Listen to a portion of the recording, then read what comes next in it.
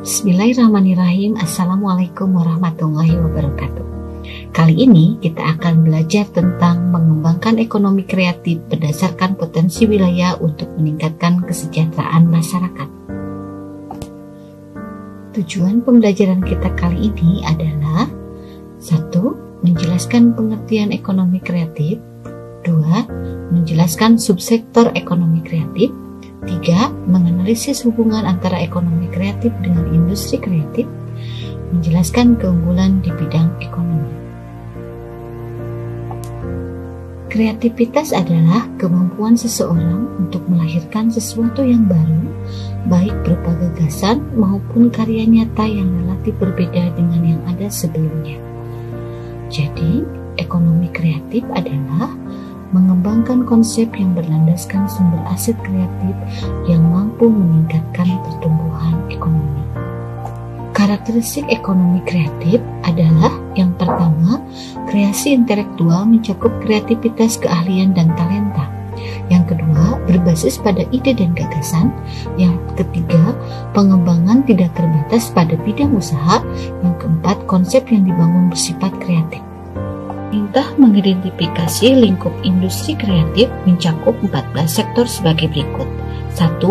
Periklanan. 2. Arsitektur. 3. Pasar seni. 4. Barang antik.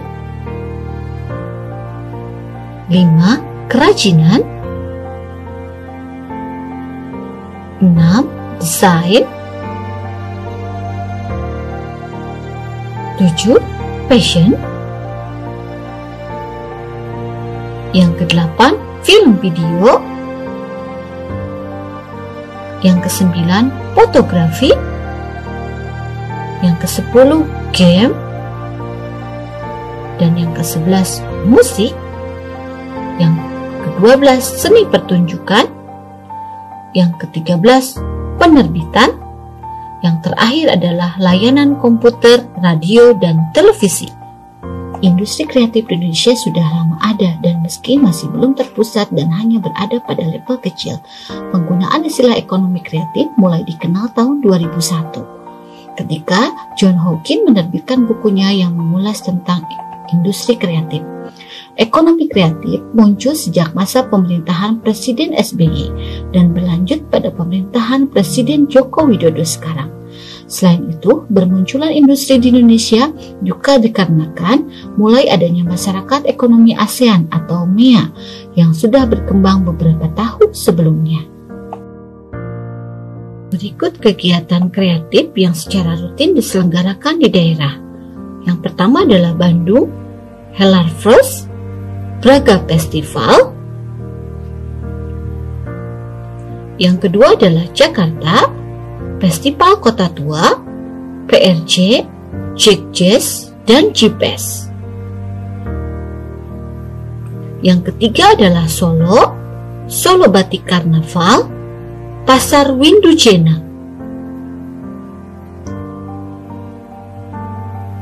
Yang keempat, Yogyakarta, Festival Kesenian Yogyakarta, Pasar Malam Sekaten Binale. Yang kelima adalah Jember, Jember Fashion Carnaval.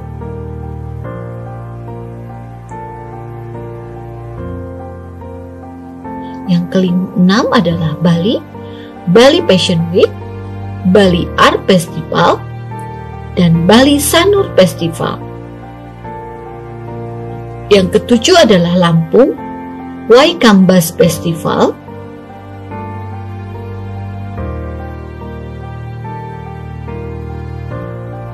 Yang kedelapan adalah Palembang, Festival Musik.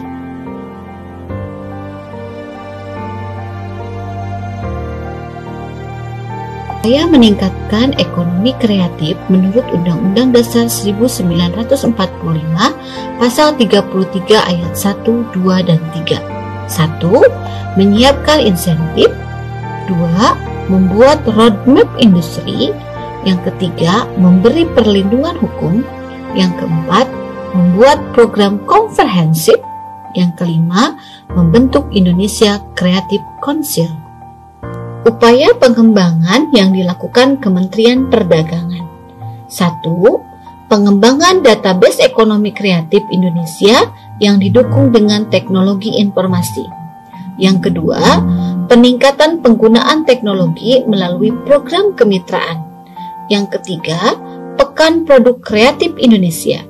Yang keempat, Festival Ekonomi Kreatif. Yang kelima, Wahana Kreatif. Yang keenam, peningkatan jangkauan dan efektivitas pemasaran.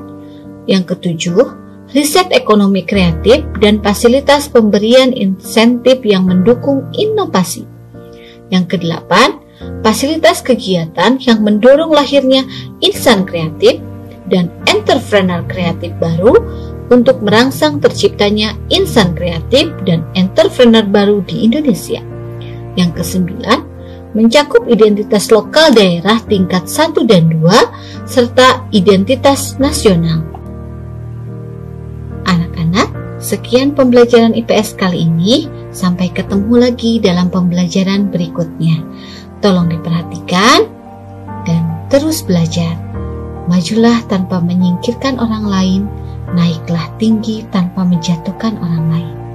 Marilah kita berdoa setelah selesai belajar.